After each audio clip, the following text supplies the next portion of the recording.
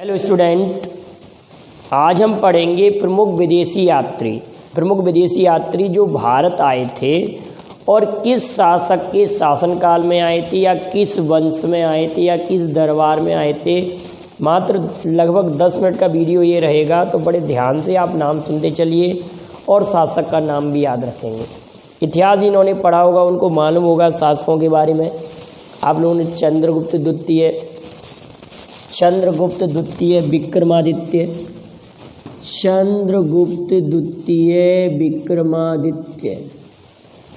ये नाम तो आपने सुना होगा। चंद्रगुप्त द्वितीय विक्रमादित्य, इन्होंने विक्रमादित्य की उपाधि धारण की थी और ये गुप्त वंश के शासक थे।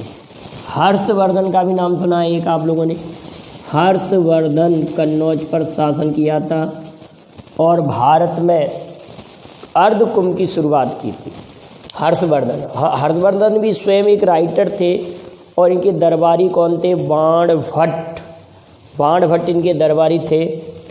चंद्रगुप्त मौर्य का नाम भी सुना होगा आप लोगों ने। चंद्रगुप्त मौर्य, एक मोहम्मद बिन तुगलक आएंगे। मोहम्मद बिन तुगलक, जिनको इतिहास में पागल बादशाह या रक्त पिपासु बादशाह भी कहा जाता। मोहम्मद बिन तुगलक। यहाँ पर देवराय सेकंड, देवराय फर्स्ट, कृष्णदेवराय के बारे में आप जानते हैं। कृष्णदेवराय का नाम सुना होगा। अच्युत देवराय, अकबर, औरंगजेब, शाहजहां, जहांगीर, ये सब नाम लिखे हुए हैं। तो अब इनके शासनकाल में, किसके शासनकाल में कौन यात्री आया था? यहाँ लिखा हुआ है फायान। अब देखो, आप लोग दोनों में बड़ा कन्फ्यूजन होता है आप लोगों को, हेनसांग और फायान। यहाँ पर हा बना हुआ है हेनसांग और यहाँ फा है, तो हेनसांग इतना तो याद रहता है कि इन दोनों में से किसी के दरबार में आया है। तो हेनसांग में हा है और हर्षवर्धन में भी हा है। तो हेनसांग हर्षवर्धन के शासनकाल में आते हैं और फायान चंद्रगुप्त द्वितीय विक्रमादित्य के शासनकाल में आते हैं। ये दो बातें क्लियर हो गई बेटाओ। मार्को पोलो इटली के यात्री थे। ये 2 बार दक्षिण भारत में पांड्य वंश के शासन में आए थे, 1288 और 1292, 2 बार आते हैं। अब दोनों बार किस शासक के शासनकाल में आते हैं? अगर आपको मालूम हो तो आप इसको कमेंट कीजिए। वैसे क्वेश्चन ऐसे ही आता है कि मार्को पोलो दक्षिण भारत में इटली के जो यात्री थे वो किस वंश के शासनकाल में आते हैं? तो पांड्य वंश। अगला इब्न बतूता मोरक्को, अफ्रीका महाद्वीप का एक देश है मोरक्को की राजधानी रबात, वहाँ से आते हैं इब्न बतूता। और रेहला नामक पुस्तक लिखते हैं। पुस्तक का नाम क्या बेटाओ? रेहला नामक पुस्तक के राइटर है इब्न बतूता। रेहला पुस्तक है इब्न बतूता की। और ये किसके शासनकाल में आते? एमबीटी मीन्स मोहम्मद बिन तुगलक। ये वही शासक हैं जो सर्वप्रथम भारत में सांकेतिक मुद्रा चलाते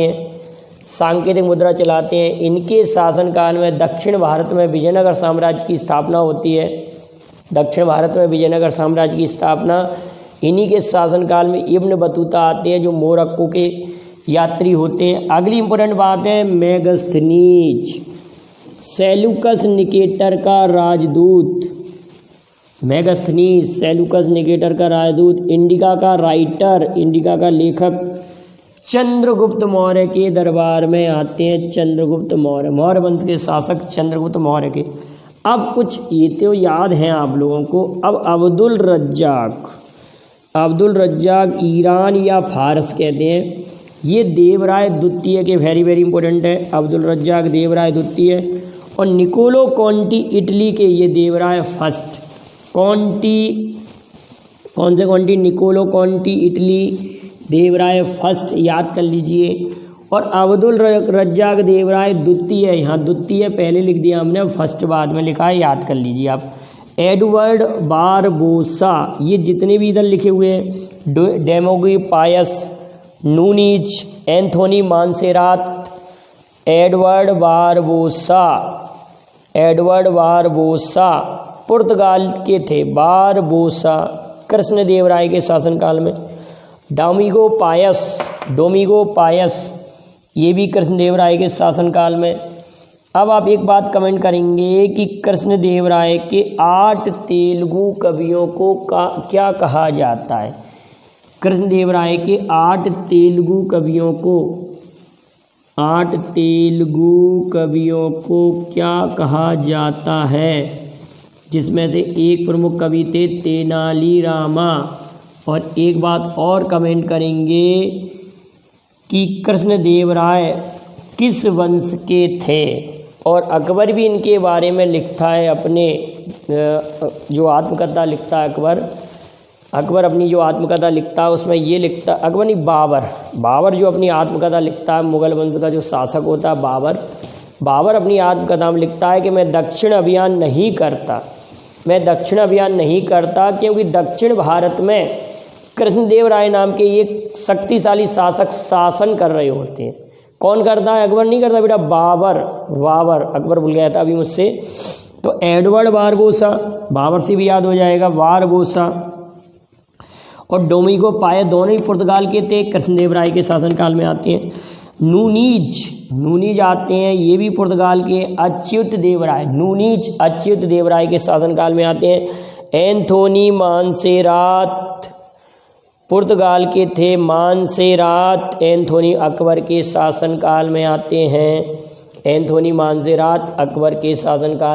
हैं। अगली इंपॉर्टेंट बात है रॉल्फ फिच, ब्रिटेन के हैं रॉल्फ फिच। इधर कौन है? Anthony Monserrate Akbar. Ralph Fitch Britain के हैं, ये भी अकबर के शासनकाल में आते हैं। सीजर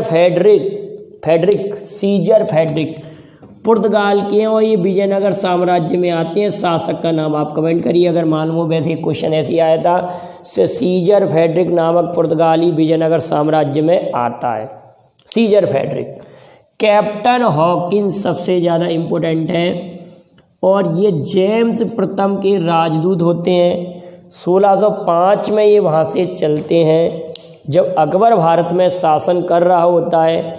अकबर के नाम पर द फ्रेंड नामक पत्र लेकर ये आते हैं, लेकिन जब तक अकबर की मृत्यु हो जाती है 1608 में ये जब आते हैं तो उस समय जहांगीर का शासन होता है।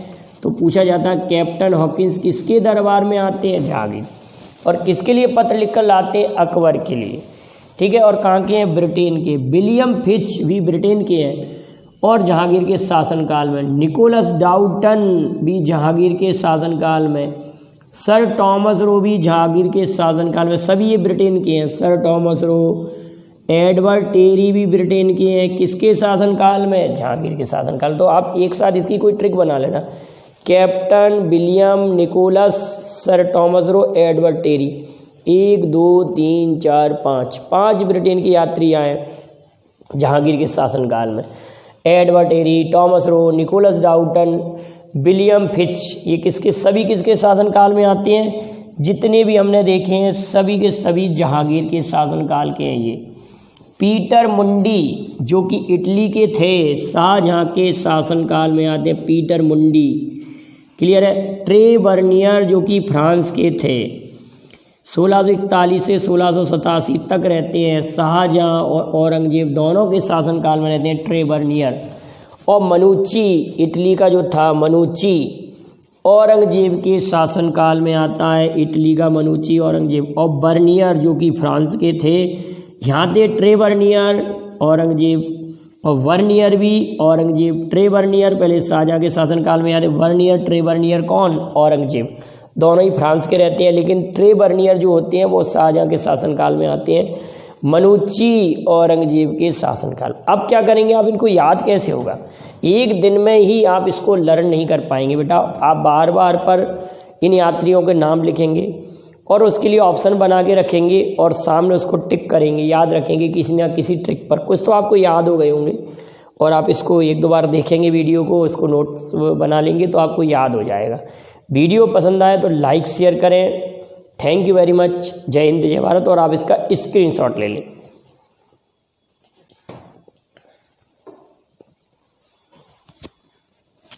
एक आध 2 मिनट की